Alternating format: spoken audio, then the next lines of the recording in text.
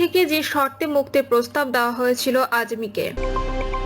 এদিকে বিপাকে আওয়ামী লীগ, যে কারণে শেখ হাসিনার ওপর ক্ষুব্ধ নেতাকর্মীরা। জানাবো শেখ হাসিনাকে দুদকের চিঠি কি আছে তাতে, এবং সর্বশেষ জানাবো ট্রাকে মাইক্রোবাসের ধাক্কায় চালক সহ নিহত ৩, আহত ৪। শুনছিলেন সংবাদ শিরোনাম, এবারে বিস্তারিত। আয়নাঘর থেকে যে শর্তে মুক্তির প্রস্তাব দেওয়া হয়েছিল আজমিকে।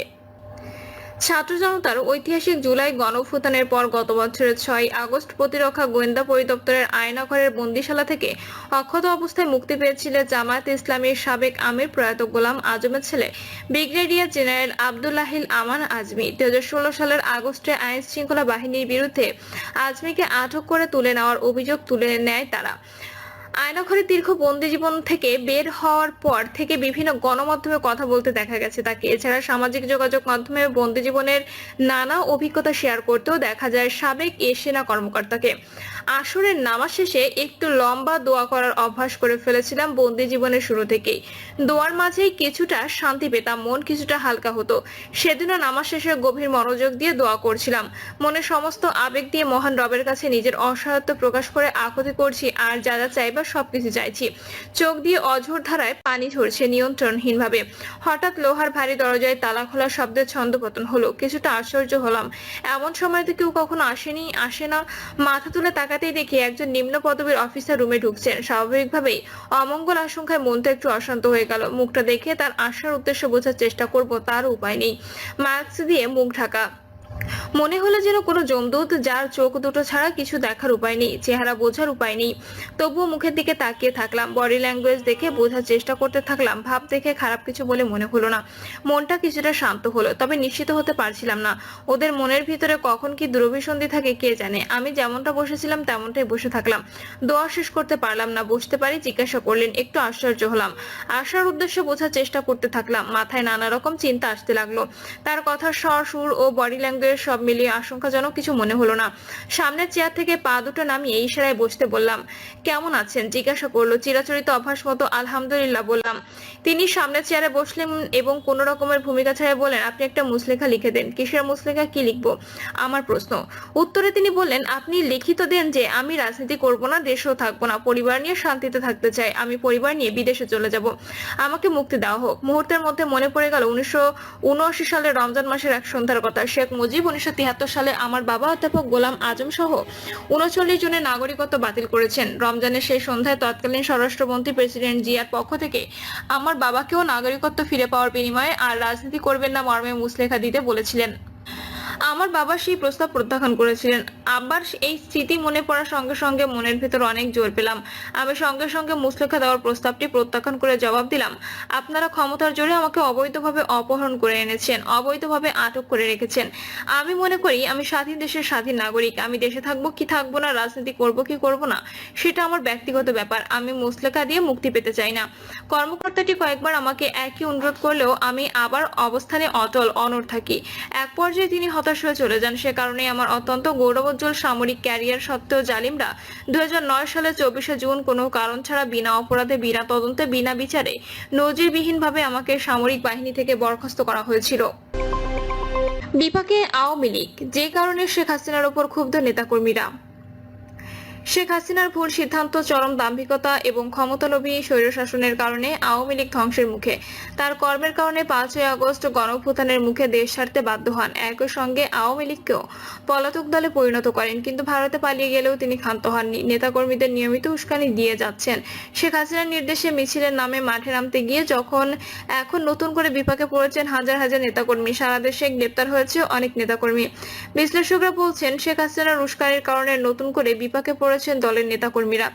এসব কারণে দলের বিভিন্ন পর্যায়ে নেতাকর্মীরাও শেখ হাসিনার প্রতি এখন চরম ক্ষুব্ধ। যারা মনে করেছিলেন সত্যি শেখ হাসিনা দেশে ফিরে আসতে পারবেন, আওয়ামী লীগ এভাবে ঝটিকা মিছিলের মধ্য দিয়ে দ্রুত রাজনীতিতে ফিরতে পারবে, তাদের সে আশা পুরোপুরি ভেস্তে গেছে। তাই শেখ হাসিনা এবং পরিবারের সদস্যদের সুবিধার জন্য কেউ আর রাজপথে নামবে না। এছাড়া বিদেশে পলাতক থেকে দলে যেসব গডফাদার উস্কানি দিচ্ছেন তাদেরও তারা ফাইনালি লাল কার্ড দেখিয়ে দিয়েছেন। জানতে চাইলে সিনিয়র সাংবাদিক মাসুদ কামাল বলেন, শেখ হাসিনা বা তার দলের শীর্ষ নেতাদের তাদের পক্ষ থেকে যে কর্মসূচির আহ্বান আসছে তা ভালো কি মন্দ, ঠিক না ভুল, সেটা আওয়ামী লীগের রাজনীতি। তারা তাদের মতো রাজনীতি করবে এবং তারা সেটা করতে পারে।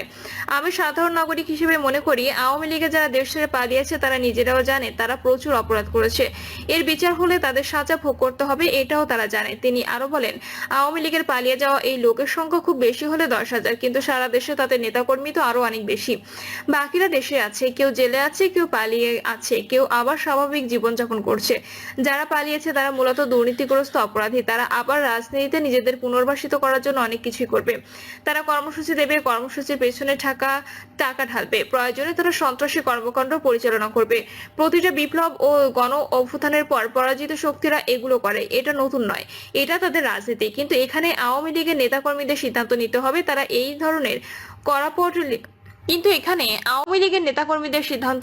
তারা এই ধরনের করাপ্ট লিডারশিপের পেছনে থাকবে নাকি নিজেরাই বিকল্প লিডারশিপ গড়ে তুলবে। আওয়ামী লীগের কর্মসূচি ও মাঠে নামা প্রসঙ্গে রাজনৈতিক বিশ্লেষক ও নির্বাচন ব্যবস্থা সংস্কার কমিশনের সদস্য ডক্টর জাহেদ উর রহমান বলেন, আমি ঠিক জানি না এখানে আওয়ামী লীগের লোকজন কতটা ছিল, কারণ তাদের দলের জেলা ও থানা পর্যায়ের পদে থাকা বেশিরভাগই দেশে নেই। ফলে আমার ধারণা এটা তারা করতে চাইছে এজন্য যে কোনো রাজনৈতিক দল যাদের থামাতে বা সরকার তাদের বিরুদ্ধে লিগ্যাল অ্যাকশন নেবে। এরপর আওয়ামী লীগ গ্লোবালি প্রেজেন্ট করবে যে তারা তো নিষিদ্ধ দল না, ফলে নিষিদ্ধ করার আগ পর্যন্ত কর্মসূচি পালনের সাংবিধানিক অধিকার তাদের রয়েছে। এটা দেখানোর জন্যই নেতারা বাইরে নিরাপদে বসে থেকে এগুলো করাচ্ছে। ফলে আওয়ামী লীগের রাজনীতি হিসেবে এটা তো ঠিকই আছে। এর মধ্যে দিয়ে সাধারণ নেতাকর্মীদের বিপদের মধ্যে ফেলা হচ্ছে কিনা জানতে চাইলে তিনি বলেন, সেটা তো বটেই, যে কয়জন পালাতে পারেনি তারাও ঝুঁকির মধ্যে পড়বে। যারা খুব বেশি ক্রাইম করেনি তাদের সঙ্গে এক ধরনের রিকনসিলেশন হয়েছিল, এটার কারণে দেখা যাবে তারাও পাল্টা ঝুঁকির মধ্যে পড়ে যাবে। শেখ হাসিনা তো নেতাকর্মীদের ফেলে পালিয়ে গিয়েছিলেন, আওয়ামী লীগের অনেক বড় নেতাকেও তো আমরা ভারতের মিডিয়ায় বলতে শুনেছি, আর একটু আগে বললেও তো আমরা পালাতে পারতাম। ফলে শেখ হাসিনা তার বেনিফিটের জন্য এটা করেছেন, কারণ তিনি ও তার পরিবার তো নিরাপদ আছে। এখন আমি আশা করি তার দলের নেতারা এটা বুঝবেন। ছাত্র জনতার গণ অভ্যুত্থানের পতনের পর ভারতে পালিয়ে যান শেখ হাসিনা। দলটির বেশিরভাগ কেন্দ্রীয় নেতা এবং সাবেক এমপি মন্ত্রী ভারত সহ বিভিন্ন দেশে পালিয়ে যায়। যারা দেশে আছেন তাদের অনেকেই জেলে, অনেকেই দিয়েছেন গা ঢাকা। এদিকে 5ই আগস্ট শেখ হাসিনা পালিয়ে যাওয়ার আগে শেখ পরিবারের সদস্য ও আত্মীয়রা দেশ ছাড়েন, যা রহস্যজনক।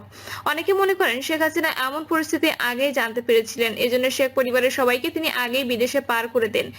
গত বছরের সেপ্টেম্বরে শেখ হাসিনার একটি ফোনালাপ ছড়িয়ে পড়ে সামাজিক মাধ্যমে। সেখানে তানভীর নামে যুক্তরাষ্ট্র প্রবাসী এক আওয়ামী লীগ নেতার সঙ্গে কথা বলেন তিনি। ফোনালাপে নিজেকে প্রধানমন্ত্রী দাবি করেন হাসিনা। এছাড়া খুব দ্রুত দেশে ফিরবেন বলে জানান। তিনি বলেন, আমি দেশের খুব কাছাকাছি আছি, অত দূরও নাই, আমি খুব কাছাকাছি আছি যাতে আমি চট করে ঢুকে পড়তে পারি। গত এপ্রিলে একটি ভার্চুয়াল আলোচনা ফেসবুক পেজে সরাসরি সম্প্রচারিত হয়। 1 ঘন্টারও বেশি সময় ধরে চলা ওই আলোচনা পর্বে দলীয় কর্মী সমর্থকদের সমস্যার কথা শোনেন শেখ হাসিনা।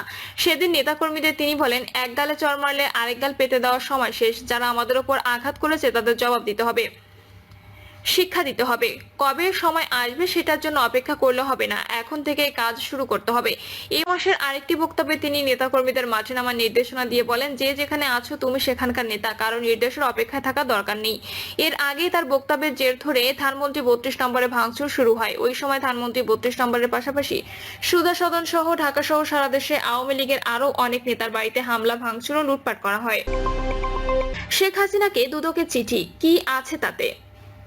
ছাত্র জনতার গণ অভ্যুত্থানের মুখে ভারতে পালিয়ে যাওয়া সাবেক প্রধানমন্ত্রী শেখ হাসিনাকে দুর্নীতির অভিযোগে জিজ্ঞাসাবাদের জন্য আগামীকাল দুর্নীতি দমন কমিশনে হাজির হতে বলা হয়েছে। সম্প্রতি সংস্থাটি এ বিষয়ে চিঠি পাঠিয়েছে।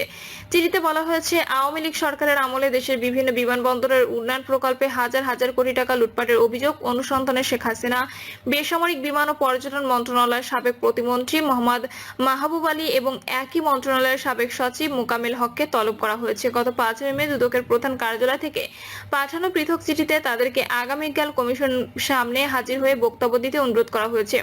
দুদক সূত্রে জানা গেছে, সাবেক প্রধানমন্ত্রী শেখ হাসিনাকে পাঠানো তলবি চিঠি ধানমন্ত্রী সুধা সদন এবং গোপালগঞ্জের টুঙ্গিপাড়া ঠিকানায় পাঠানো হয়েছে।